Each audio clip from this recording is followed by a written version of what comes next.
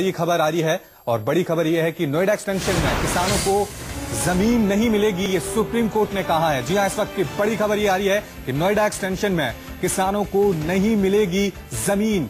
ये supreme court का एक बड़ा फैसला आया है। नोएडा एक्सटेंशन को लेकर काफी विवाद चल रहा था और सुप्रीम कोर्ट में ये केस चल रहा था, जिसके बाद अब उन्होंने ये कहा है कि किसानों को ये जमीन नहीं मिलेगी। इस खबर पर और ज्यादा जानकारी के लिए बातचीत करते हैं हमारे संवाददाता प्रभाकर मिश्रा का। प्रभाकर, बताएं क्या कुछ फैसला है सुप्रीम कोर्ट का? देखिए रवि, बहुत बड़ी खबर है और बहुत बड़ी राहत की खबर है उन लोगों के लिए जो नोएडा और ग्रेटर नोएडा में घर खरीदा था, फ्लैट में इन्वेस्ट किया था।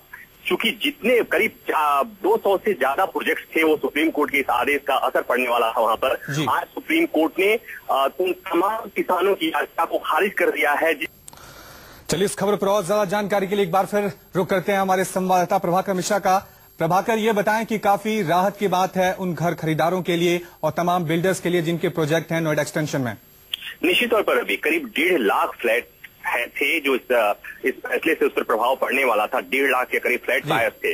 तो अब जब सुप्रीम कोर्ट ने कहा कि जो भूमि अधिग्रहण हुआ है नोएडा और ग्रेटर नोएडा में, वो सही है और उसे रद्द नहीं किया जा सकता और किसानों की मांग को खारिज कर दिया है। मतलब साफ है कि जो इलाहाबाद हाईकोर्ट का फैसला था और जिसमें सुप्रीम कोर्ट ने अपील किया था कि जो उनको विकसित लैंड का 10% दिया जाएगा और जो मुआवजे की रकम होगी 64.7% वो दिया जाएगा। सुप्रीम कोर्ट ने कहा कि उसे उस मुआवजे की उस रकम को लीजिए और जो विकसित लैंड है उसमें आपको 10% हिस्सेदारी मिलेगी, इसके अलावा कुछ नहीं किया जा सकता। और इस तरह से किसानों ने जो ये मांग की थी और ये जो कहा था कि उनकी जो जमीन का अधिग्रहण हुआ है वो कहीं न कहीं जो इमरजेंसी क्लॉज लगा के अधिग्रहण किया गया था, औद्योगिक विकास के लिए किया गया था और बाद में वो बिल्डर्स को दे दिया गया था, इस आधार पर अधिग्रहण को रद्द करने की मांग की गई थी। तो सुप्रीम कोर्ट ने उस मांग को खारिज कर दिया, किसानों की याचिका को खारिज कर दिया। और इस तरह से न केवल फ्लैट बायर्स, जो लाखों फ्लैट बायर्स थे, उनके लिए राहत की खबर है, बल्कि तमाम बिल्डर्स, करीब 200 प्रोजेक्ट इस फैसले का इंतजार कर रहे थे।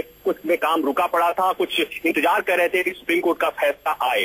तो अब इस फैसले के बाद निश्चित तौर पर जो काम पेंडिंग थे, जो काम रुके हुए थे, वो आगे बढ़ेंगे। और जो लोग एक आसियाने का सपना देखे थे और कहीं न कहीं भूमि अधिग्रहण और इसी कोर्ट कचहरी के लड़ाई में उनका इस सपना पूरा होने में वक्त लग रहा था, वो कहीं न कहीं अब छट गया है। और इस लिहाज से कहें कि फ्लैट बायर्स के लिए निश्चित तौर पर बहुत बड़ी खबर है। लेकिन एक बात इसमें और मैं रवि बताना चाहूंगा कि भूमि अधिग्रहण को लेकर आज की खबर का राजनीतिक मायने अगर समझा जाए तो अगर आज फैसला इसके उलट होती तो मायावती के लिए, उनकी सरकार, उनकी पार्टी के लिए बहुत फजीयत होती, क्योंकि ये जो लैंड एक्विजिशन हुआ था वो बसपा के समय हुआ था और मौजूदा समय में अगर सबसे बड़ा इशू कुछ है तो लैंड एक्विजिशन का ही मामला है। चलिए, बहुत बहुत शुक्रिया प्रभाकर इस तमाम जानकारी के लिए।